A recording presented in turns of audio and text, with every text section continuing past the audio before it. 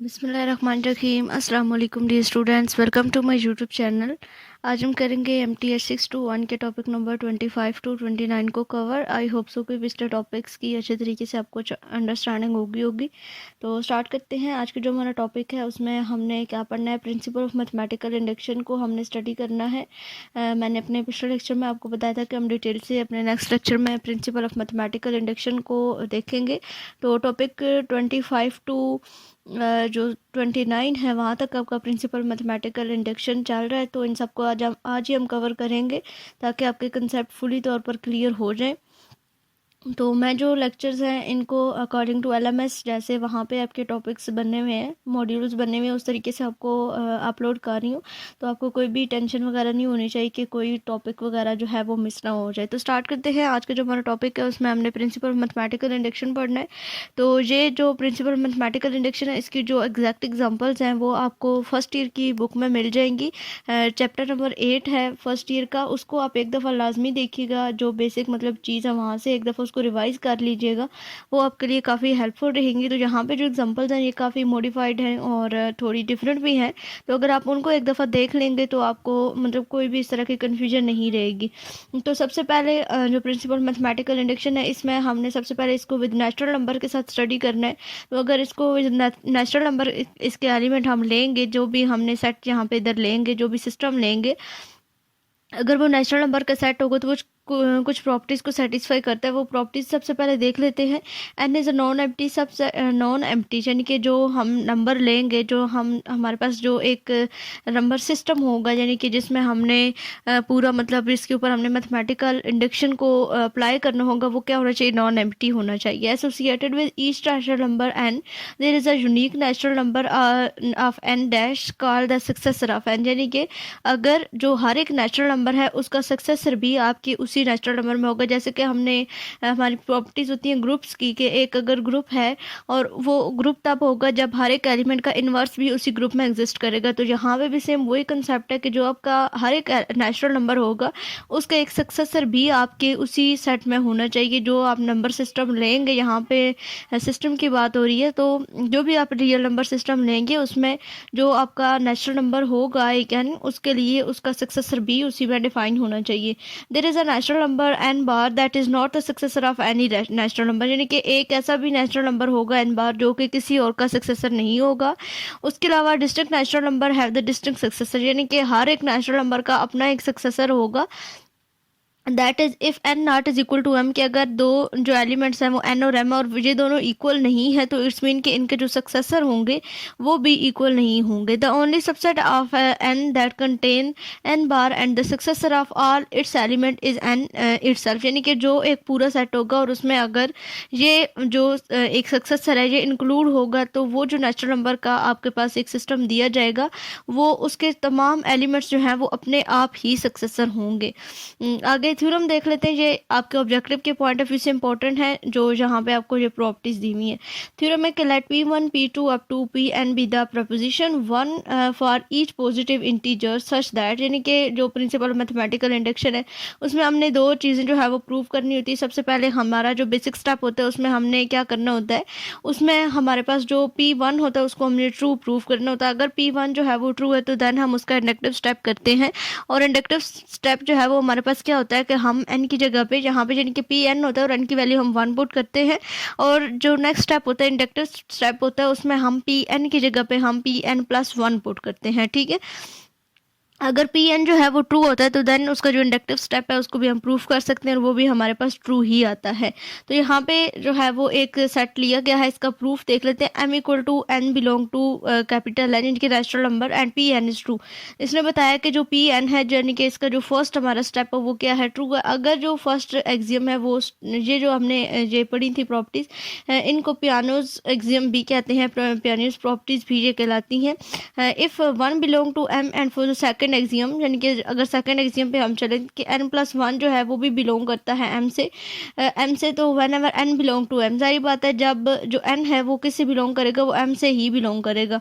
तो हम कह सकेंगे कि m इज इक्वल टू किसके, n के है, फोर्थ एक्सियम के जो हमने इसका फोर्थ एग्जाम पढ़ा था कि जो इसका सक्सेसर होगा वो उसका सेट जो है वो इट सेल्फ यानी कि खुद ही उसका जो है वो उसके एलिमेंट उसमें एग्जिस्ट करेंगे, ठीक है, वो खुद ही अपने एलिमेंट्स का सक्सेसर भी होगा।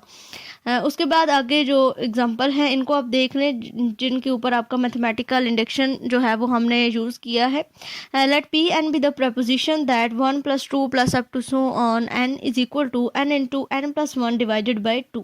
तो यहाँ पे सबसे पहले हमने क्या करना है, जो इसकी हमारी लेफ्ट हैंड और राइट हैंड साइड है दोनों साइड पे हमने n इक्वल टू 1 पुट करना है। जब n इक्वल टू 1 पुट करेंगे तो हमारे पास दोनों इक्वल टू क्या आ जाएंगे, 1 1 आ जाएंगे, ठीक है।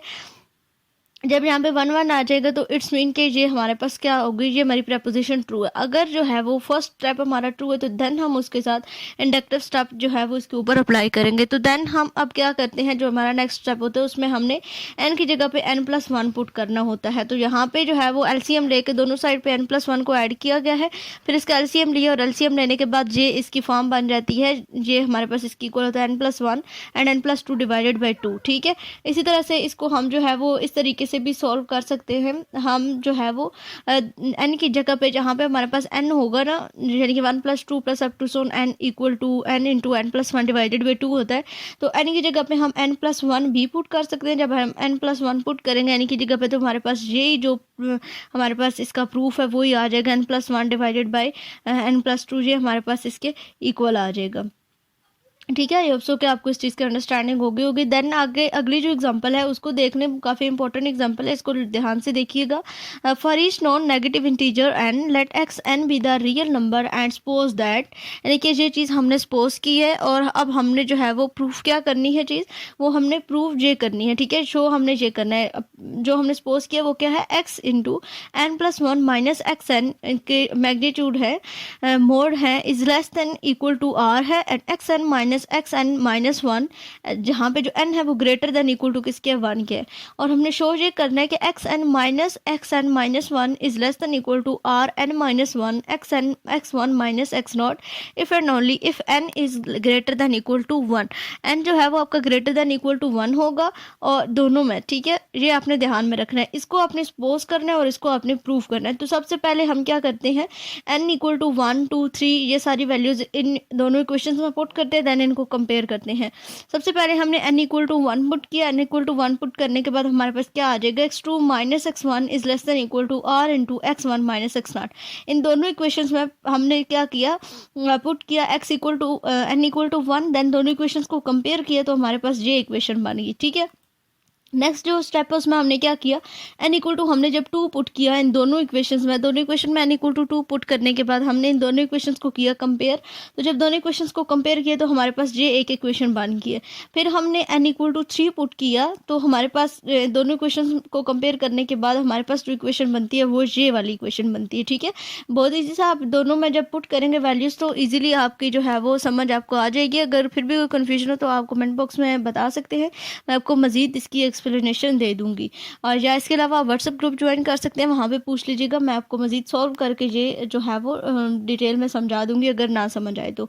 उसके बाद आगे अगर देखें तो यहाँ पे जो मोस्ट इम्पॉर्टेंट चीज़ है कि एक तो ये होता है कि हमारा जो इंडक्टिव स्टेप है वो ट्रू होगा, तो देन हमारा जो जो हमारा फर्स्ट स्टेप है जिनके P1 जो है वो हमारा ट्रू होगा तो देन हम उसका इंडक्टिव स्टेप करेंगे और वो भी ट्रू होगा। अगर जो है वो हमारा इंडक्टिव स्टेप ही फॉल्स हो जाता है तो देन हम अगर हमारा स्टार्टिंग वाला जो स्टेप है यानी कि अगर हम n इक्वल टू 1 जब पुट कर रहे हैं वो हमारा फॉल्स हो जाता है तो हम आगे चल ही नहीं सकते। हम जितने मर्जी इंडक्टिव स्टेप करते रहे और अगर हमारे इंडक्टिव स्टेप बिल्कुल ट्रू भी हो जाते हैं तो हम जो है वो उस चीज़ को, वो हमारी चीज़ फॉल्स होगी, ठीक है। अगर हमारा फर्स्ट स्टेप जो है अगर हम p इक्वल टू 1 जब पुट करते हैं वो हमारा फॉल्स हो गया तो इट्स मीन कि इंडक्टिव स्टेप करने का कोई फ़ायदा नहीं है, वो भी हमारे फॉल्स ही होंगे। इसी तरह आगे नीचे एग्जांपल भी दी गई है, इसको भी देख लें कि let P N be the proposition that 2n minus 1 is divisible by 2 if p n is true then p n plus 1 is also true, ठीक है। इसने कहा है कि अगर ये जो है वो 2n माइनस 1 हो और ये डिविजिबल हो 2 पे, तो अगर पी एन ट्रू होगा तो ऑब्वियसली हमारा पी एन प्लस 1 भी ट्रू होगा। लेकिन अगर हम इसको देखें कि 2n plus 1 is equal to 2n minus 1, अगर हम P1 जो है वो इसमें सबसे पहले पुट करें तो 1 पुट करने के बाद ये दोनों साइड्स हमारी इक्वल नहीं आती हैं, ठीक ठीक है, दोनों साइड इक्वल नहीं आती, तो इट्स मीन कि हमारा जो फर्स्ट स्टेप है वो ट्रू नहीं है। However we can not conclude that p n is true for n is greater than equal to 1। ठीक है, हम n is greater than n की कोई भी वैल्यू अगर हम पुट करते हैं तो ये ट्रू नहीं होता। अगर ये ट्रू नहीं होता तो इट्स मीन के पहले सबसे पहले ये 1 के लिए फॉल्स, अगर ये 1 के लिए फॉल्स है तो इट्स मीन के ये किसी भी नंबर के लिए ट्रू नहीं होगा जो ग्रेटर देन 1 होगा या इक्वल टू। जब ये इक्वल टू के लिए नहीं है करेक्ट, तो डन ये किसी भी ग्रेटर देन नंबर के लिए भी करेक्ट नहीं होगा। तो अगर हमारा फर्स्ट स्टेप ही इस पे सेटिस्फाई नहीं करता तो हम इस पे कोई भी इंडक्टिव स्टेप जो है वो अप्लाई नहीं करेंगे। अब आगे थोड़ा सा और मॉडिफाई अगर हम करें प्रिंसिपल ऑफ मैथमेटिकल इंडक्शन को, तो अब हमने इंटीजर्स लेने, यानी कि जो एन की वैल्यूज है वो हम पॉजिटिव भी ले सकते हैं और वो हम नेगेटिव भी ले सकते हैं। ठीक है, थ्योरम कहते हैं कि let n naught be any integer positive negative और जीरो। ये चीज़ हमने कही थी जो पिछला था हमारा, उसमें हमने पॉजिटिव वैल्यूज़ ली थी और वहाँ पे हमने एन लिया था।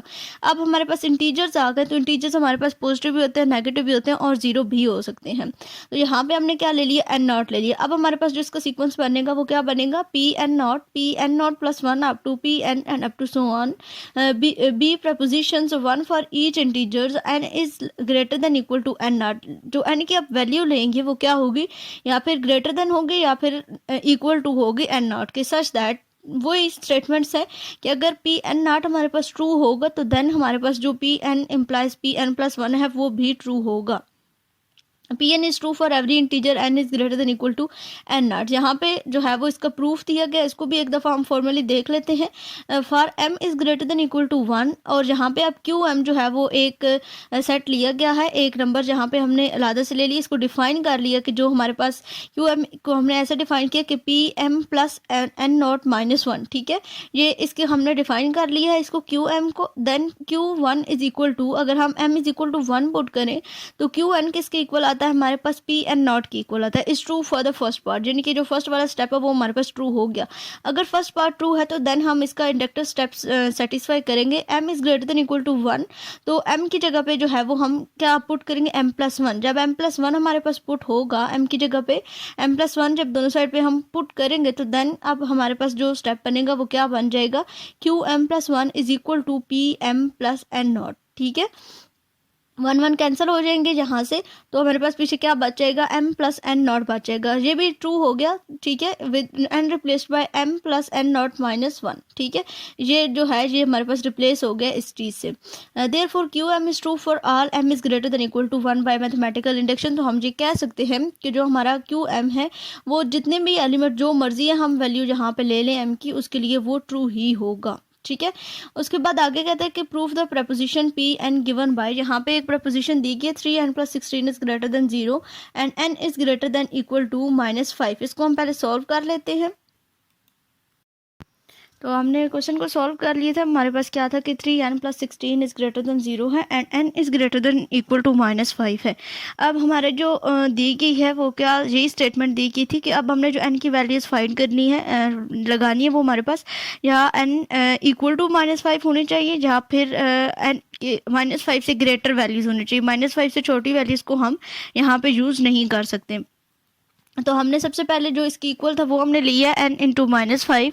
n इंटू -5 हमने जब लिया तो सबसे पहले हमारा यही स्टेप होता है कि हमने p -5 हमने यहाँ पे सबसे पहले फाइंड किया, तो हम वो भी यहाँ पे जो है वो लिख लेते हैं। p -5 हमने पहले लिया। ठीक है, p -5 जब हमने लिया तो सबसे पहले हमने यहाँ पे पुट किया -15 plus 16 is greater than 0 and हमारे पास जो आंसर है वो हमारे पास क्या आया, 1 आया। ठीक है, तो 1 ऑब्वियसली ग्रेटर देन 0 होता है, यानी कि हमारा जो फर्स्ट स्टेप है इस क्वेश्चन का वो हमने प्रूफ कर दिया कि वो ठीक है। ठीक है, ये चीज़ हमने लेनी थी कि जो हमारा आंसर आना चाहिए जो ग्रेटर देन 0 आना चाहिए, तो वो हमारा आ गया। देन हमारा जो इंडक्टिव स्टेप होता है उसमें हमने पी एन इम्प्लाइज करता है कि n प्लस 1। जब हमने n प्लस 1 पुट किया तो देन ये चीज़ तो हम पहले ही प्रूफ कर चुके हैं कि 3n प्लस 1 हमारे पास 6, ये हमारे पास क्या आता है, ये ट्रू है। ठीक है, ये हम पहले ही प्रूफ कर चुके हैं, तो हमारा इंडक्टिव स्टेप भी इसके ऊपर ट्रू जो है वो आता है। तो हम इस स्टेप को दोनों तरीकों से जो है वो सॉल्व कर सकते हैं, यानी कि जैसे मैंने आपको बताया कि ये प्रपोजिशन जो है वो पी एन पे सेटिस्फाई करती है, यानी कि इसका इंडक्टिव स्टेप भी और इसका जो फर्स्ट स्टेप होता है वो दोनों ट्रू हैं।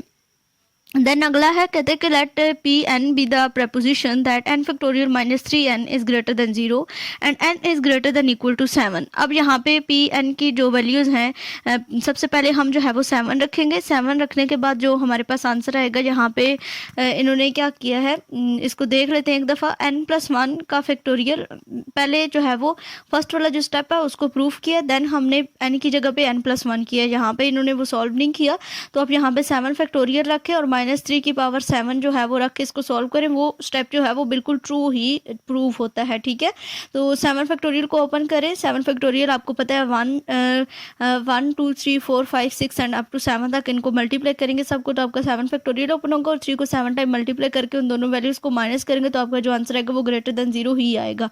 तो पी एन जो है वो ट्रू होता है। तो देन हमने n+1 जो है वो पुट किया, तो n+1 फैक्टोरियल -3 n+1, हम इसको इस तरह से लिख सकते हैं n factorial and into n+1। इसको जब हम ओपन करेंगे n के फैक्टोरियल को, तो देन हमारे पास ये पावर्स आ जाती हैं -3 n+1। ठीक है, तो देन हम इसको जो है वो बाय इंडक्शन अजम्पशंस, यहाँ पे हमने अज्यूम किया कि n की वैल्यू जो है वो हमने क्या रखी, 3 रख दी। ठीक है, 3n into n+1 and -3 n+1। तो यहाँ पे जो है वो जब हमारे पास क्या इसकी वैल्यू आ जाएगी, 3n इंटू n+2 हमारे पास यहाँ पे ये आ जाएगा। जब इनको हम मल्टीप्लाई करके दोबारा से इसको जब हम सॉल्व करेंगे तो ये हमारे पास इसका आंसर आ जाएगा। Therefore p n implies that p n+1 if n is greater than 2 by trial and error, n not is equal to 7 is the smallest integer and p n not is the true। ठीक है, यानी कि ये दोनों values हमारे पास true proof होती हैं। अगर हमारा जो फर्स्ट स्टेप है वो ट्रू है तो देन ऑब्वियसली आपका इंडक्टिव स्टेप भी ट्रू ही प्रूफ होगा। आई होप सो कि आपको ये लेक्चर्स अच्छे तरीके से समझ आ गए होंगे। अगर कोई भी कन्फ्यूजन हो या कोई भी चीज़ समझ ना आई हो तो आप कमेंट बॉक्स में पूछ सकते हैं, व्हाट्सएप ग्रुप ज्वाइन कर सकते हैं। मिलते हैं अपने अगले लेक्चर में।